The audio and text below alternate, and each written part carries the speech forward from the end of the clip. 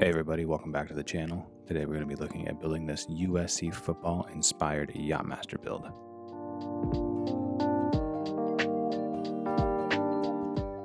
And as per usual, I've already laid out all necessary components for the build, starting off here removing the movement. Today we're using an NH35, followed by our gold Maxi style case, the gold plated oyster bracelet with glidelock,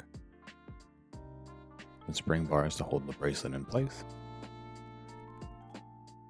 Today we're going to be using a red sunburst dial with my favorite Relax parody logo, our Mercedes handset, and last but not least, our bezel insert.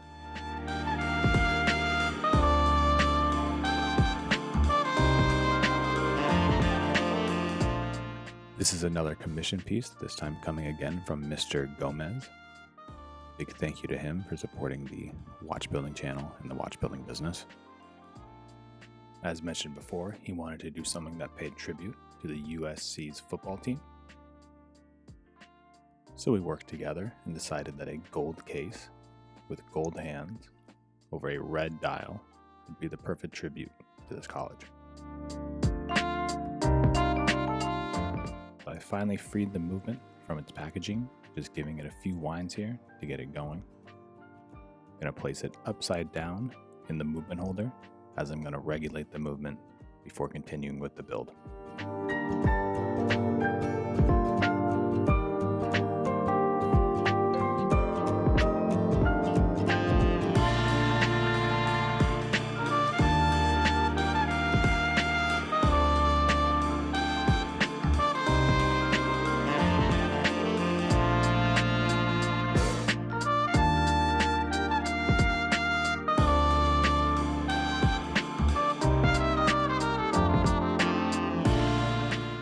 Getting the Timegrapher set up here.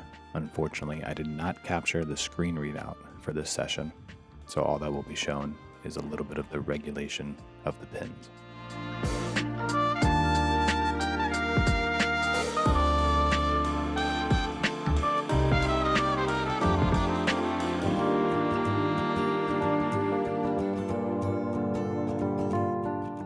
I've cut out most of the regulation process as it's a tedious task.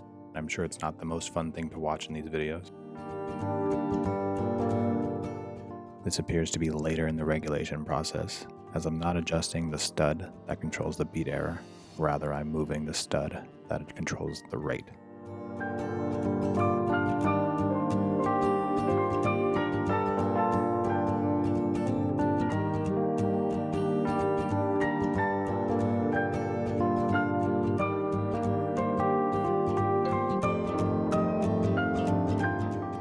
I'd like to take this time to say thank you to everybody who has subscribed to the channel.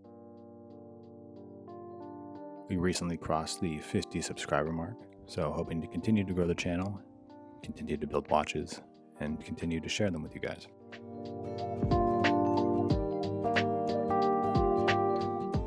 And as always, if you or somebody you know is looking for a watch and would like to be featured on the channel, feel free to reach out to goldenstatewatchshop@gmail.com.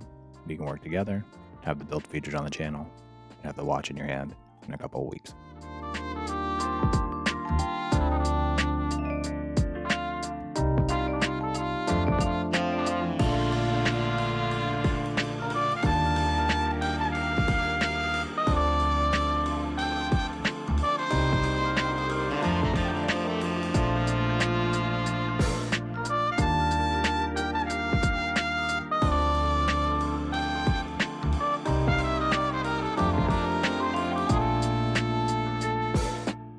So after regulating the movement and testing it in 5 different positions, I was able to get the beat error down to 0.3 milliseconds.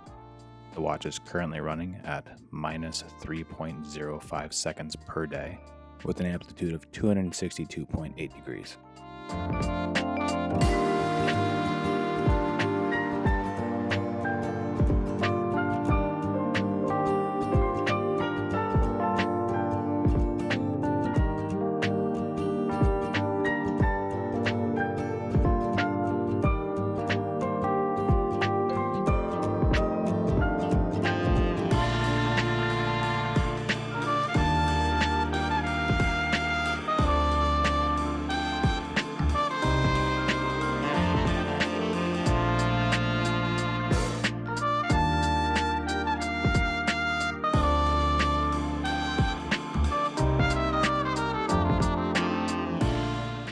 So with the movement now regulated, we can continue with the build, of course starting with taking it out of the movement holder, flipping the movement around, and placing it back down, dial side up, in the movement holder.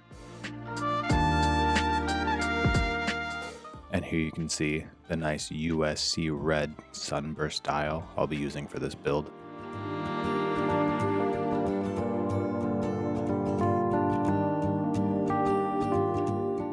This dial is actually pretty intricate.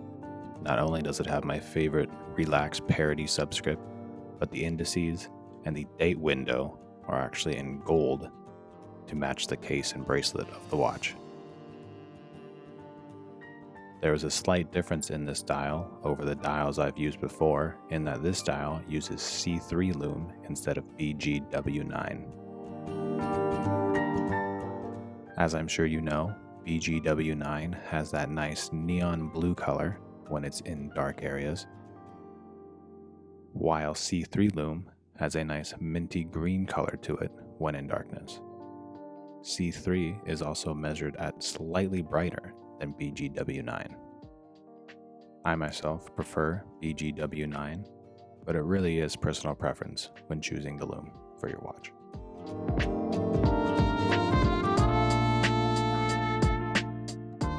Now back to what's actually happening in the video.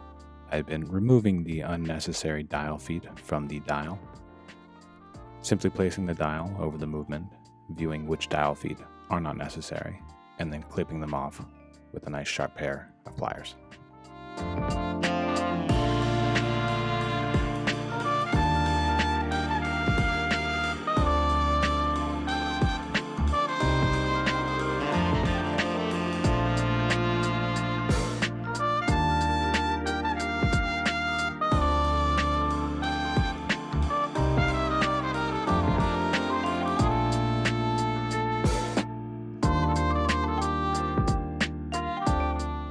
Once the dial feet are removed, there is often these little extra nubs that need to be filed down.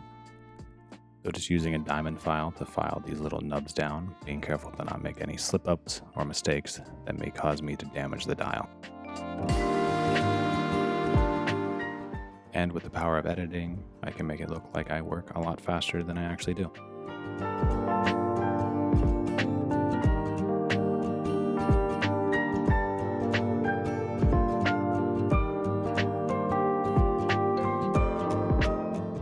And now I have a nice smooth dial without any lumps or bumps on the back of it, which should sit nice and flush onto the movement.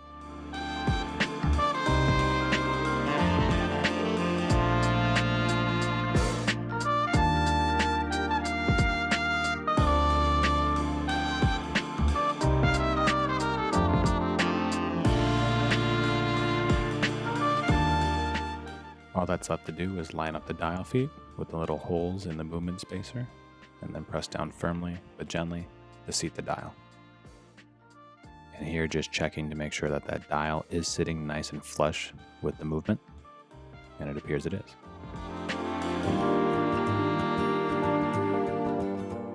With that complete, I can look into starting to set the hand.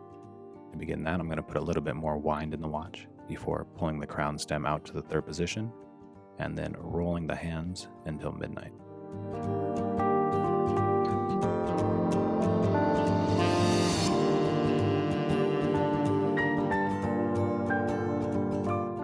Once the date flicks over from the 17th to the 18th, like so, I can pull out the handset and begin with the hour hand.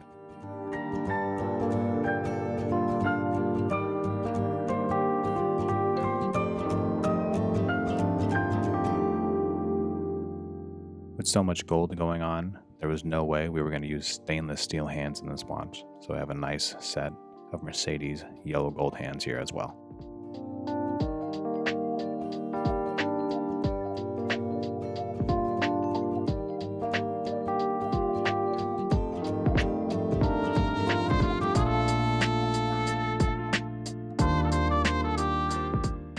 I panicked a little bit opening these up because I thought there was a big scratch on the minute hand. It just turned out that it was a smudge, and using a dry Q-tip, I was able to remove it.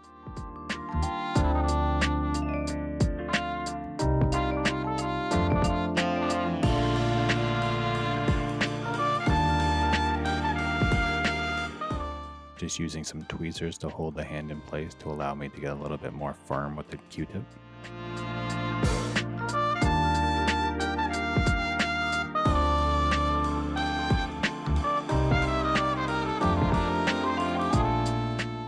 And like that, a crisis is averted. Now we have nice shiny hands to go on this build.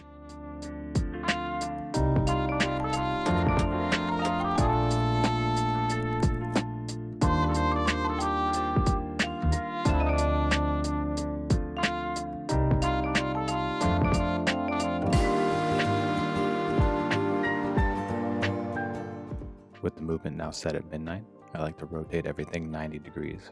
Just makes it a little bit easier for me to see and get everything lined up perfectly.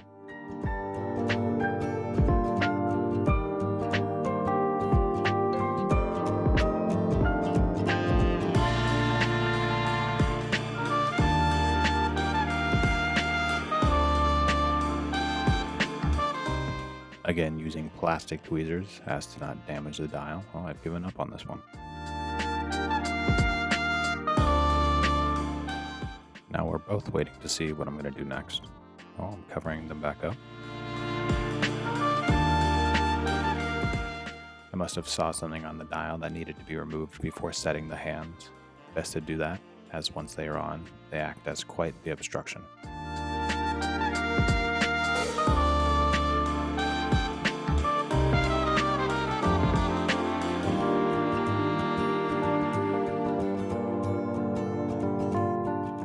Alright then, back to our regularly scheduled program. Here again I'm using my plastic tweezers to pick up the hour hand and place it over the center pinion.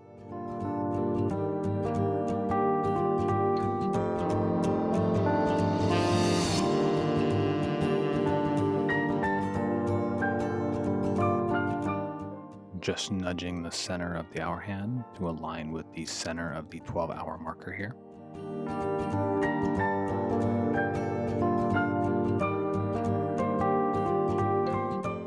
And once that's done, I can get out the hand setting tool and press down firmly but gently on the center of the hour's hand to set it.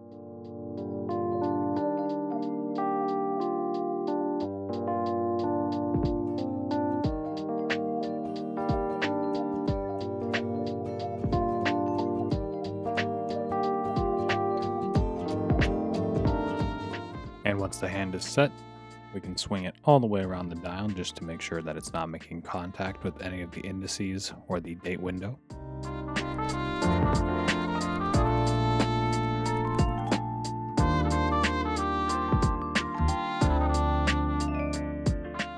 It appears to be free of any obstructions, so I'm going to get the hand setting tool back out and press it down just a little bit further.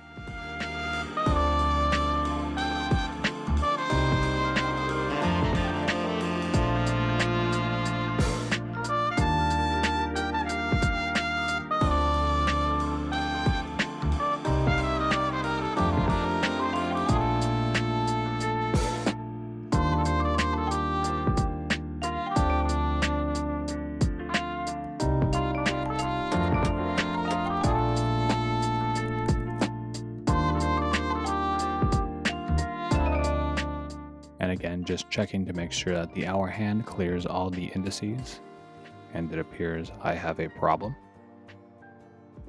It looks like the hand has got hung up on the 6 o'clock indice.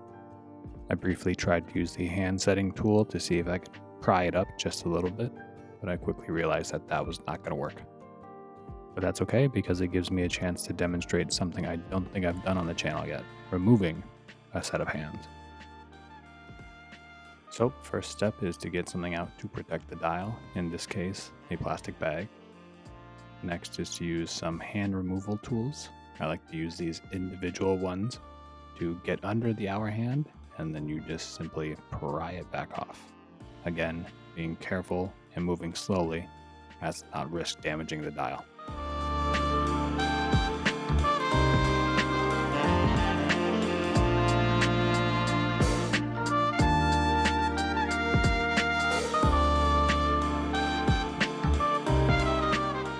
Once the hour hand has been pried off the pinion, we start the process over, starting by rotating the hands until we get to midnight and the date flicks over.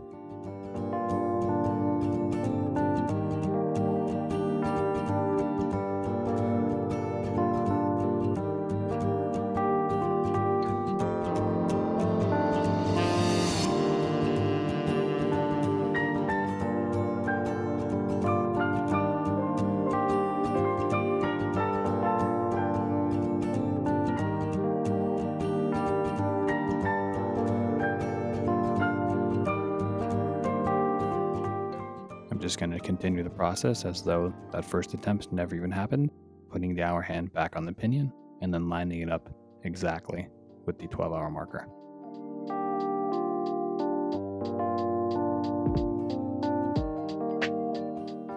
Once I'm happy with that, I'll get out the hand setting tool and press it into place again.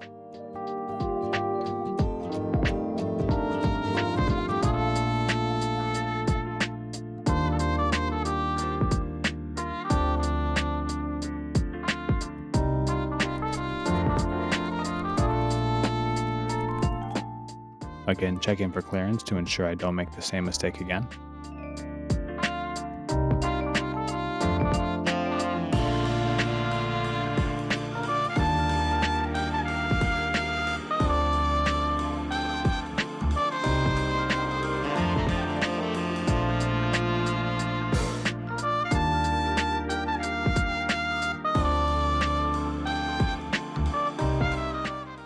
I'm still going to use the hand setting tool to press it down just a bit more, but being a little bit more cautious as I know that 6 o'clock marker sits up just a little bit.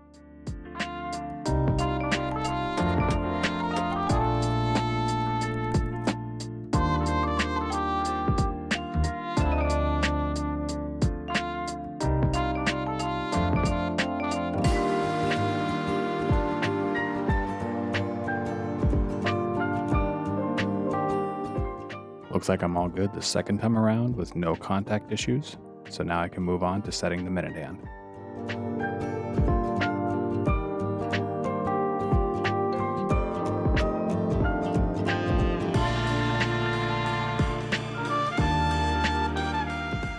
It's always best to make a mistake like that early on in the build with the hour hand.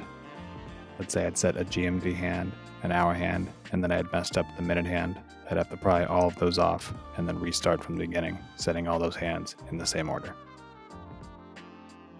And yes, I've had to do that.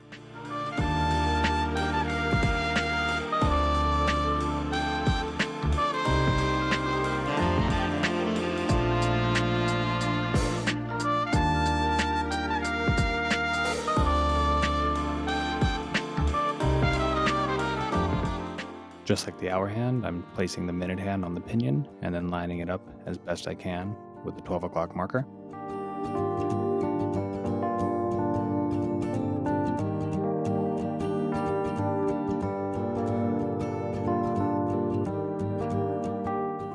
And again, using the hand setting tool to press down on the hand. Looks like I did not set it and it has slipped off the pinion. Not a big deal. Just get the tweezers back out, try to put it back on the pinion, and realign it with the 12-hour marker.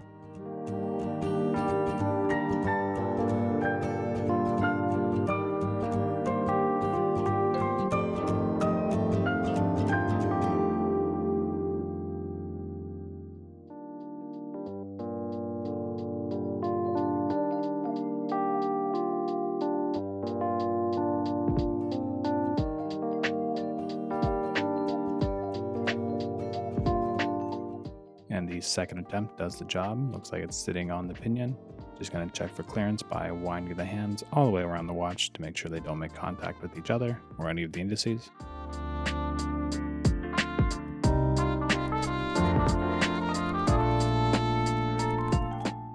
And here I am getting close to 12 o'clock. Let's see when we flick over. Right about now, 1 minute shy of 12 o'clock. I'll take that.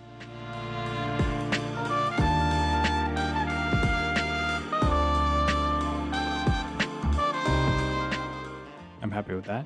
Usually I tend to struggle with the minute hands, but it looks like today the hour hand was my enemy. With those two out of the way, I can look to setting the final hand, the seconds hand.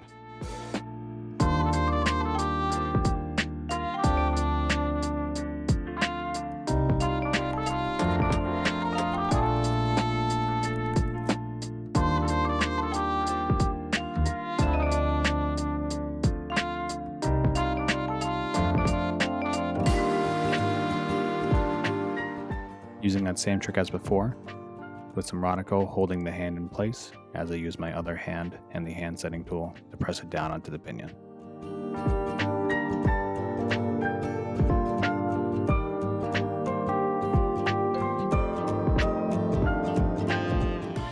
saw there that the hand fell out, not a big deal, just using the Rodico to pick it back up, and again holding it in place as I attempt to stick it on the pinion.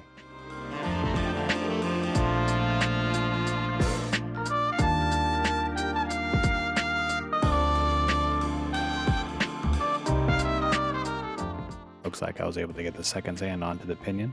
I'm going to click in the crown stem here, and it's fallen off.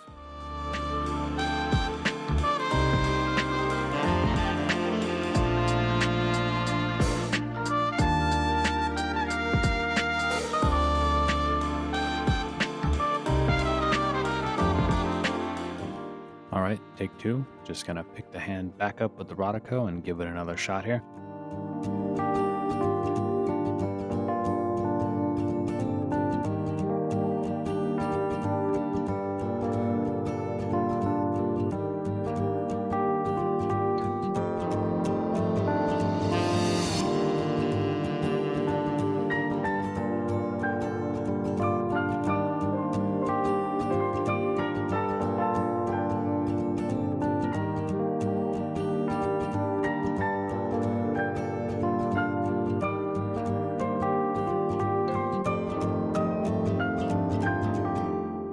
It's never going well when I have to move the whole movement out of the center of the frame.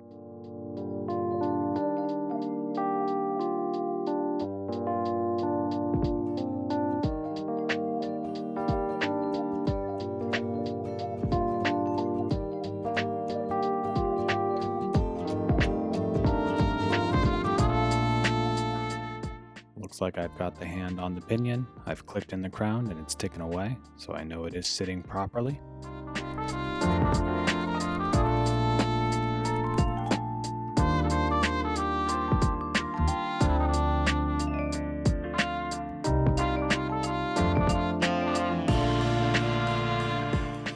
Just going to pull the crown stem back out to the third position and rotate the hands all the way around just to make sure that they are not making contact with each other.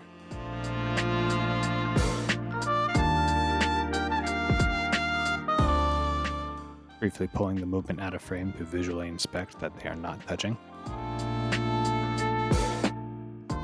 It appears that the hands are all good and my ordeal is over.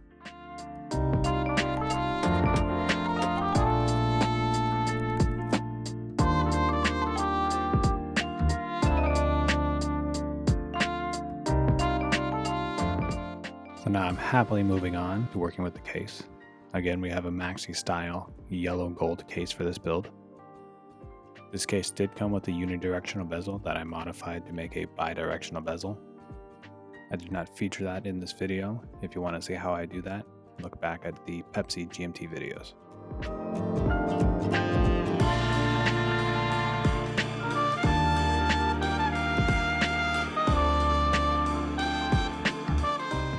Here what I've done is rotated the movement so that it's dial side down in the movement holder, and then pressed on that little lever to remove the crown stem.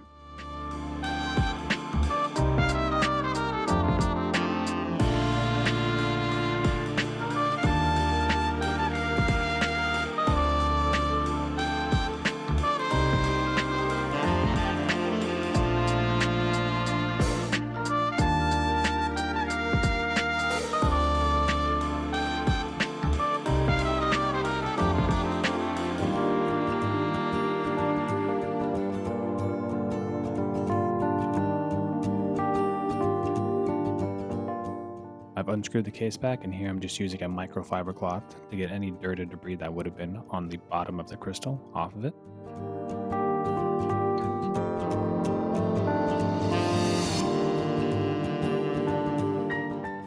There appears to be some stubborn smudges, so I'm going to go ahead and remove the Caseback gasket just to make sure I don't lose it when I scrub on it a little bit harder.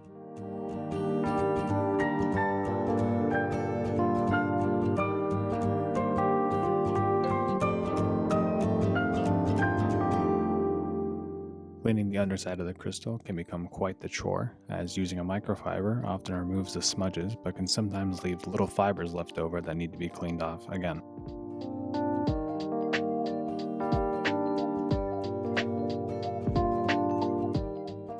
That said, it is a necessary evil to remove all specks and smudges from underneath the crystal, as failure to do so will make them visual when the watch is viewed from above.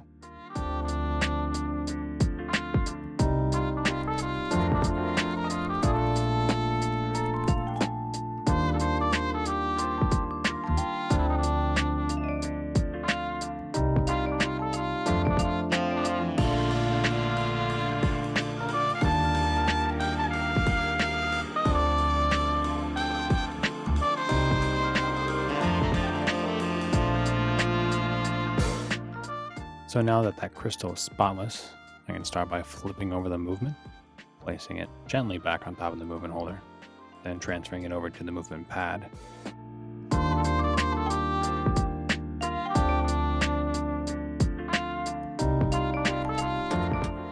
And just like the bottom of the crystal, it's important that the top of the dial is free of any smudges or debris, as these will also be seen if not removed now.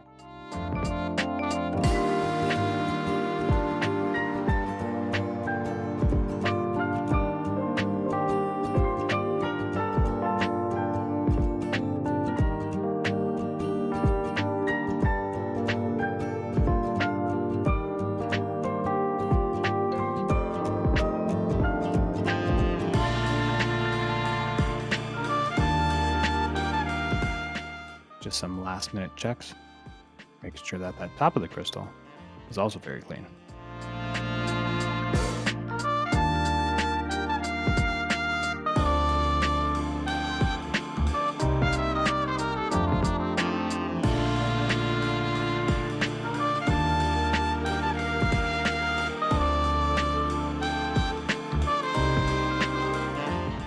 Here I'm just placing the case over the movement and then doing another visual inspection to make sure that there's no dirt, debris, smudges, anything that would obscure the view of the dial underneath.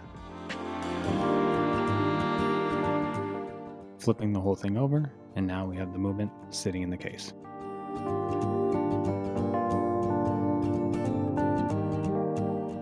Looks like it's not quite seated, so I'm just going to use some plastic tweezers to push it down into place.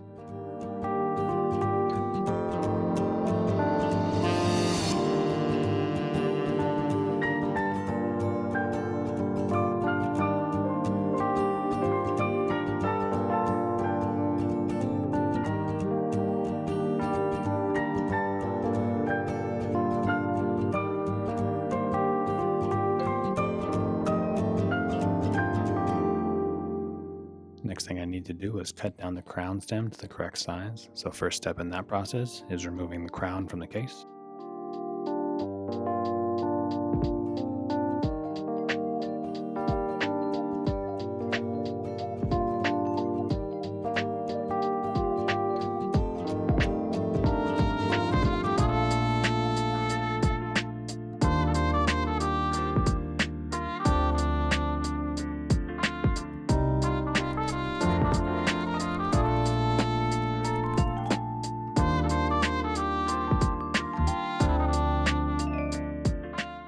Here I'm taking the brand new crown stem that comes with the movement and threading on the crown.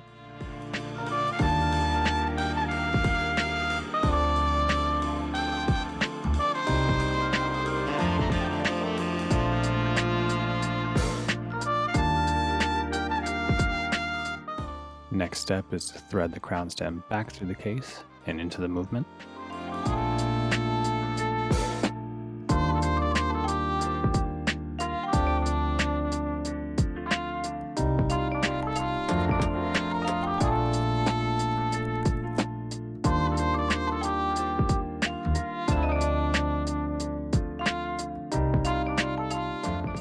And then, using some calipers, find out how much needs to be cut off from the crown stem.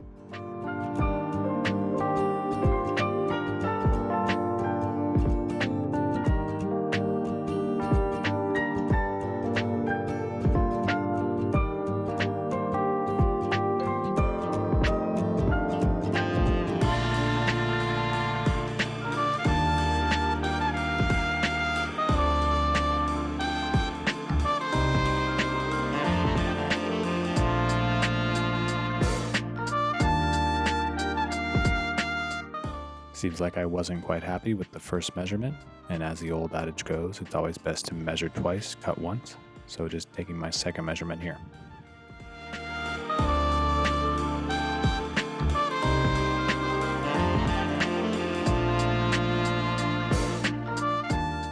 With that done, I can depress the little lever and then pull out the crown stem from the movement.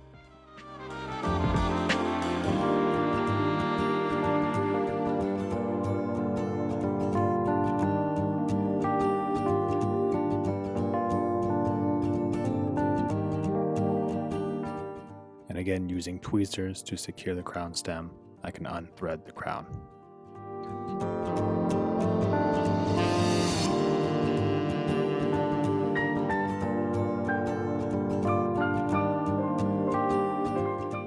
And then using the measurement from the distance from the inside of the crown to the end of the case, I can make a little mark on the crown stem for where it will be cut.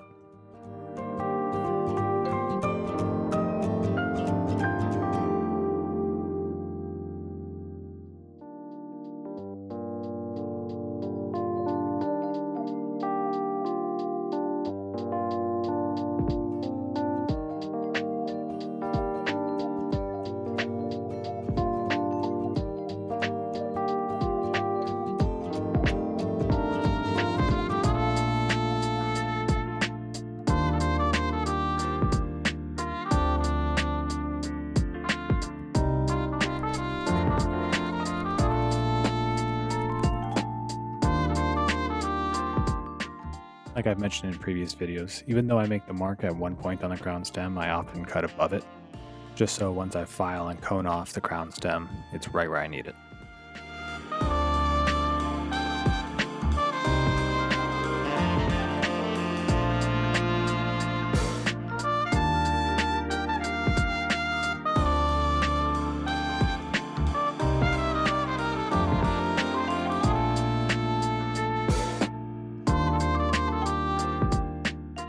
And now it's time yet again to break out the power tools, just using this Dremel to cone off and deburr the crown stem to make it easier to get the crown threaded back onto it.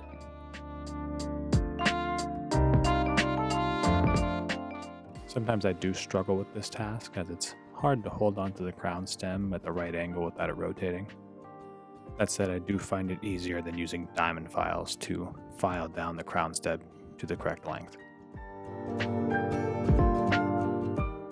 And with the crown stem now smooth, without any burrs and coned off, all that's left to do is thread the crown back onto the crown stem.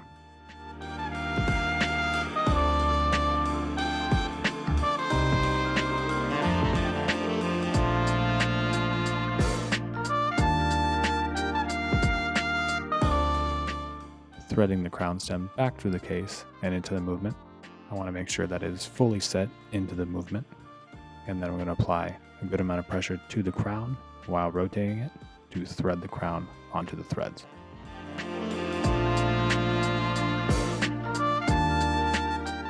I want to make sure that the crown is tight to the case to ensure that the watch is as water resistant as possible. Here you see me unscrew the crown and pull it out to the second position and the third position. Just want to make sure that they all work, and then pushing it back into the first before screwing it back down.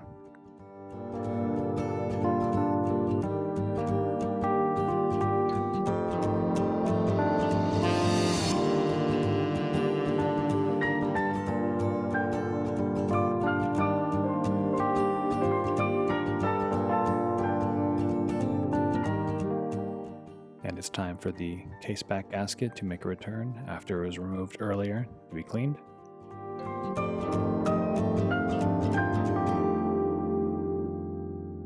I want to make sure that this gasket is seating properly in this little groove cut into the backside of the case.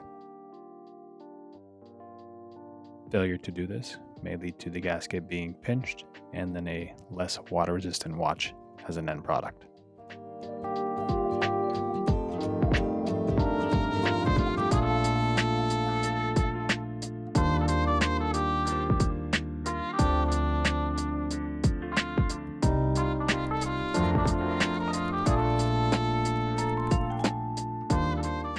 Looks like I either had to stretch out the gasket slightly or had to cool it down to get it to fit inside the groove. Either way, looks like I've gotten it to fit. I'm going to put the case back on and begin tightening it down.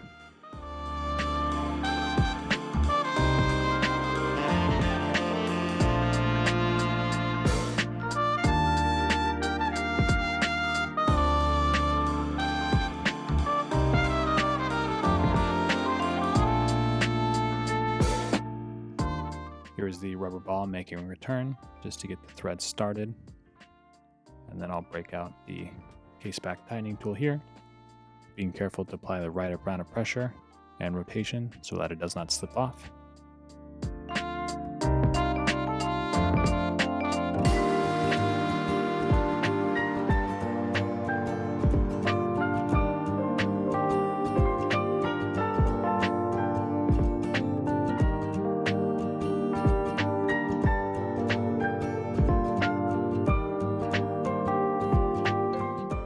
Alright, we're getting there.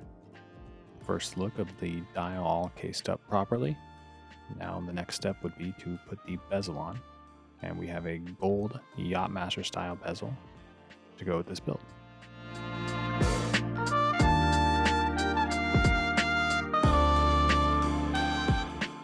Using some metal tweezers to reveal the adhesive below in the bezel.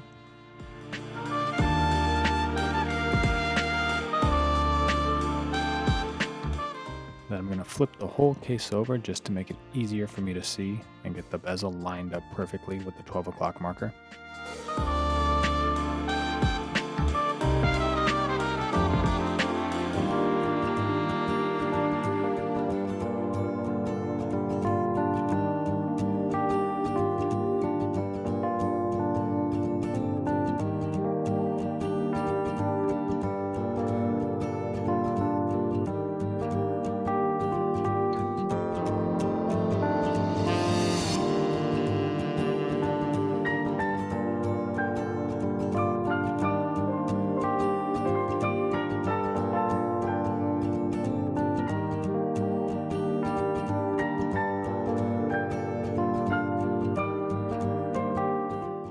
Now the moment of truth. I want to make sure that it's lined up perfectly, as there is only really one shot to get this done correctly.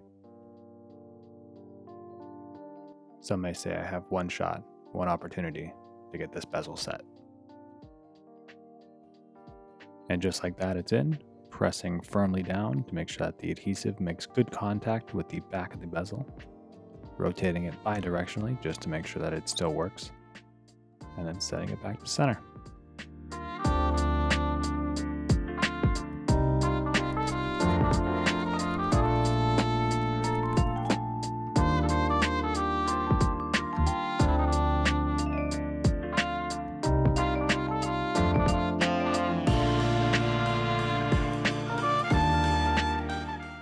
We're in the home stretch now. Here's the bracelet, a yellow gold oyster style bracelet with a glidelock clasp.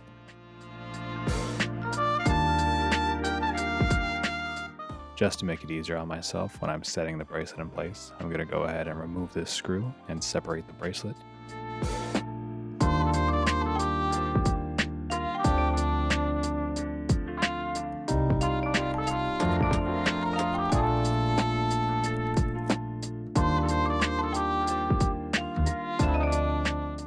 I've noticed that when I take the bracelet apart, I'll use plastic tweezers to remove the screw. However, when I put it back together, I'll often just use my fingers. I'm not quite sure why I do that.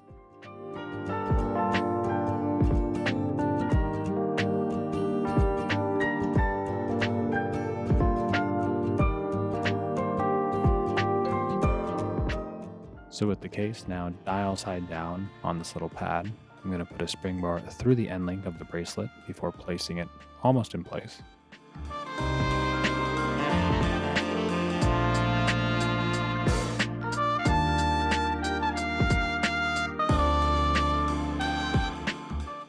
Then using a spring bar tool, I'm going to compress both sides with a spring bar and then push it into place. Now what often happens is the bracelet seats itself between the lugs, but the spring bars do not go fully into where they belong. So just a little bit of adjustment gets them to click into these little cutouts within the lugs.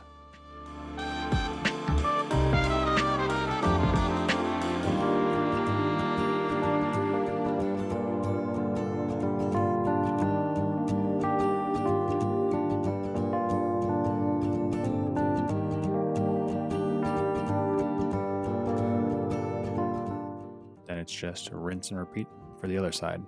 Spring bar goes through the end link on the bracelet. Place the bracelet in place. Compress the spring bar with the spring bar tool, and then seat the bracelet.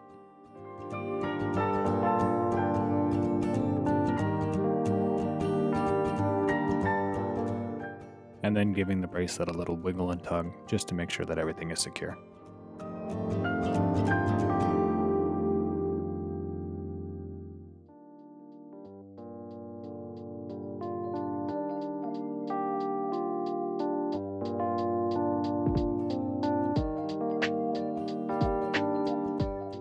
And with that, we can reconnect the bracelet, putting the screw back in, of course using my fingers this time, and then tightening the screw down.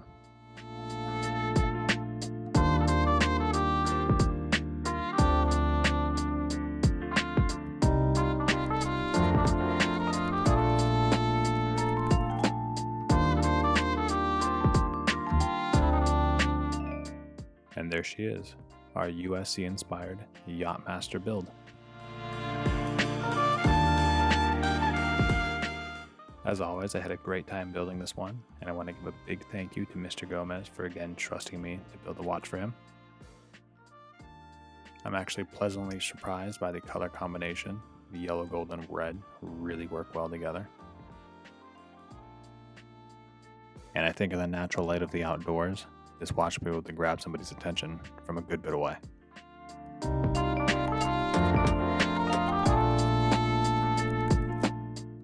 So again, a big thank you to Mr. Gomez for this build idea. I want to say thank you to everybody who's tuning into these videos, and thank you to everybody who has subscribed to the channel. As always, please feel free to follow me on Instagram at Golden State Watch Shop.